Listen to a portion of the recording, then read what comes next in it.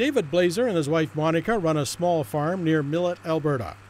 Right now, David is cultivating between rows of Rhodiola Rosea, a perennial herb native to northern Europe and Asia. Monica told us that the plant offers natural health benefits in boosting physical and mental performance, while aiding the body's resistance to stress-related illnesses. The Blaesers have been growing it since 2005. And started growing it here in Alberta commercially on a pilot project to see if it would grow here. And the type of plant it is a plant that's a root system. It develops a root system, and it takes a number of 5 years to grow up plus, depending on our weather conditions. We've been doing some research on that. It's a type of plant that is very, very good for the cold winters that we have in I guess Alberta, Western Canada. In her off-farm job promoting health and wellness, Blaeser has seen the benefits of taking rhodiola, where the roots are processed into capsules or tablets or added to energy drinks. She has also figured out the growing conditions preferred by this crop. This plant does the best in sand or loam sand or sandy loam soil. This soil is more when it's dry, it's more of a sandy loam sand. I have on this piece of property also some very sandy soil, and when we got the sand, it's doing much, much better. The plant is bigger and it's doing much, much better. This plant does not care for a lot of water. Even though these plants look reasonably healthy, Blaeser says the wet weather in the last couple of years or so has limited their production. Looks fairly good on top. But from the experience that we've had this plant in the ground for 3 years, this plant now is not as big underneath as it normally should be because of all the weather we've had.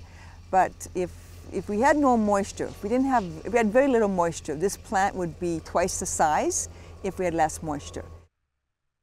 The plant usually starts growing pretty well as soon as the snow disappears, and it can go into dormancy as early as July in a drought situation. At the time of our mid-August visit, they were still about a month away from harvest. But before harvesting the roots, they take off the seed by hand. This is a plant that has seed in it, so when I shake it like this, and you can just, it's so little, it's very delicate seed that comes out of here. Seed that would be like a petunia seed. It's so small.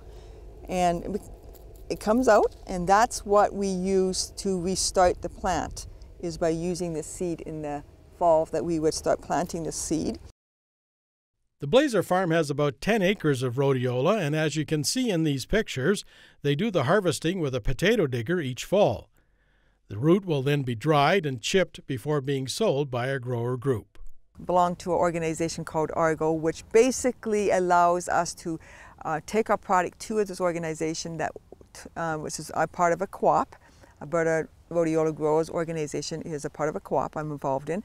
And I take it there, they then take it, we process it, and they market it to companies around the world.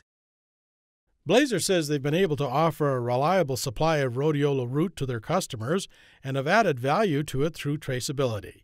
Right back to the seed, right back to what we're doing on the soil, what's in our soil, what's not in the soil. And so it helps us build a good quality product. So when it comes to profit, our goal is, at the end of the day, is to make a profit. As was mentioned earlier, the seed is harvested by hand. They normally start new plants by seed, but they can also do it with mature plants, which allows the new plants to mature about a year faster. We could take it and chop it up with a knife. And now we take this plant, and we call this propagation. And we take this plant, just like this, and we divide it. So if you picture having a plant that's a 5-year-old plant, it's about this big. We can take that plant and cut it in 10 pieces. And then what we do is we take this plant in the fall. Okay, in the fall, this is not on, none of this is on in the fall, or early spring, either one. And we just go and we replant it into the ground like this. And we plant this plant into plastic for weed management. As you notice the black mulch, that's for weed management. And so we just go along and we plant all these plants back into the field. Blaeser believes that a realistic goal in this crop is to make 10% profit per year. But for someone just starting out, it's important to do your research and ask lots of questions. What it's used for is a lot of information on how to grow it.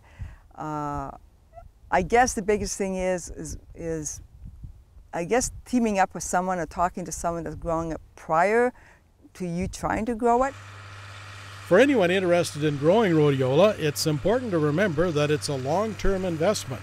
Suitable dry weather usually means it'll take 5 years until the first harvest, but excessive rain could stretch that out to 7.